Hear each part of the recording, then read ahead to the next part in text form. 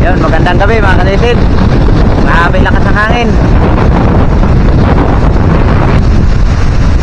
Ang haba na ng bakasyon namin ito. Ang haba na ng pahinga. Dahil ganito palagi yung ano dito, panahon. Malakas na kabagat, malakas na hangin, malaki yung alon. Tingnan natin yung bangka kung hindi aabutin. Tataas lang natin dahil baka mamaya pag lumaki na yung dagat, pag mag high tide na, sira na yung aming kubo. Sira na yung ano, bubong. Bihira itong panahon mga kasisid. Grabe yung lakas ng hangin, habagat. Halos isang buwan na kaming walang ano, hanap buhay. Isang buwan ng tambay, walang kita, lubog na sa utang. Sana naman ay gumanda na itong panahon at nang makapaghanap buhay na yung mga mangingisda tulad namin, mga espiro. Iangat natin yung bangka dahil delikado pagka yan o, yung bangka ng kapatid namin o, kumakalabog-kalabog o.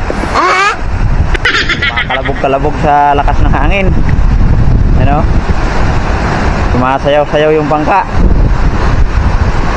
Sobrang lakas ng hangin. Pati yung bangka ko doon, no?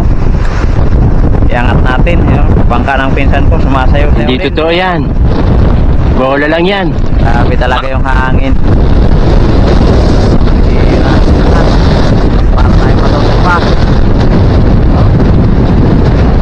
Para tayo matutok pa sa lakas ng hangin. Grabe.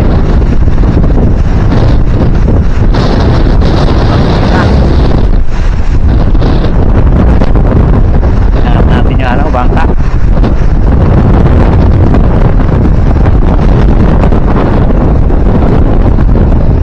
Kita ilagay yung ano, camera. Hawakan lang natin. Iangat natin tong bangka dahil pagka lumaki yung dagat mamaya, madaling araw, low tide pa kasi.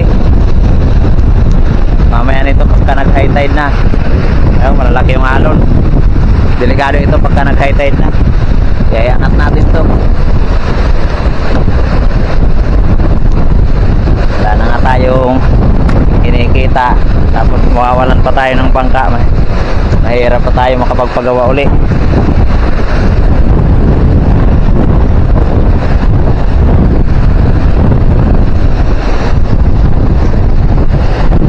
Taas natin.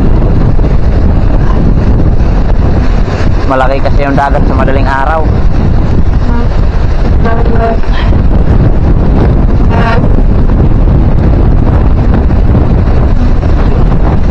Bihira ito panahon. Kailan pa kaya kami makapaghanap buhay nito?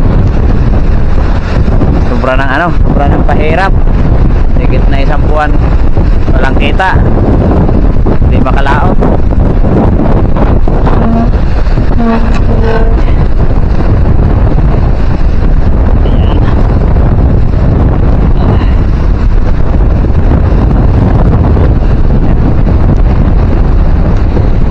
Pwede na muna dito mga kasisid. Layo-layo na rin ito. Hindi na ito aabutin.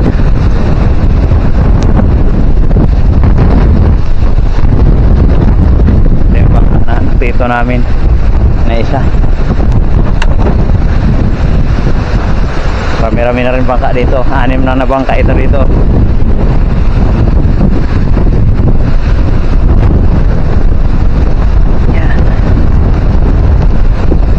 Hirap ng buhay espiro, mangingisda. Sira na yung amin ano, bubong. Nalipad na ng hangin yung ano, bubong, tangkop kung tawagin namin, yung sa gitna. Ayan, nilipad na ng hangin. Sira na. Hindi naman lang na tapos yung aming kubo dahil wala tayong pang ano, pang patapos. Tapos na tayo kahit sa pangkonsumo dahil napakadalang ng isda. Tapos lagi pang masama yung panahon kaya hindi namin napatapos ni Utol yung ano, kubo namin. Pero ayos na rin kahit paano ay may nasisilungan, may nalalagyan ng mga gamit. Andyan yung amin mga ano, bilaran ng dilis. Yun mga kasisid, uuwi na tayo. Inangat ko lang yung bangka.